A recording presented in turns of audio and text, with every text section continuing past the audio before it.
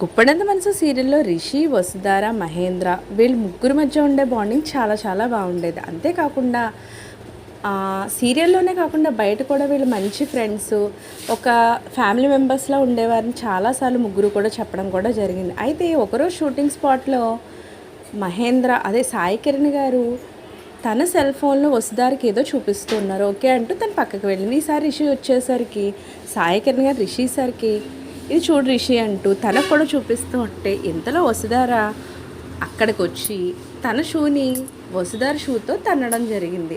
అంటే తను గుప్పెడంత మనసు సీరియల్లో హోటల్లో పనిచేసే కాస్ట్యూమ్తో ఉన్న వసుధార ఉంది. సో దానికి షూ కూడా ఉంది. దాంతో తన షూ మీద తొక్కడంతో రిషి సార్ తన కాలు వెనక్కి తీయడం, వీటన్నిటినీ కూడా నేను ఆల్రెడీ వీడియోస్ తీసుకున్నాను. ఎందుకంటే ఇవి నాకు చాలా చాలా నచ్చే మెమరీస్, ఎప్పటికీ మర్చిపోను. అందుకే వీటన్నిటినీ కూడా నేను వీడియో రూపంలో ఉంచుకున్నానంటూ ఈరోజు సాయి కిరణ్ గారు పోస్ట్ పెట్టడం జరిగింది. క్యూట్ సీన్స్, అసలు షూటింగ్ బయట కూడా చాలా ఫన్ ఎంజాయ్ చేసేవారు. ఆ టైంలో ఉన్నటువంటి వీడియోస్ కూడా ప్రజెంట్ మనకి తెలుస్తున్నాయి దాన్ని బట్టి.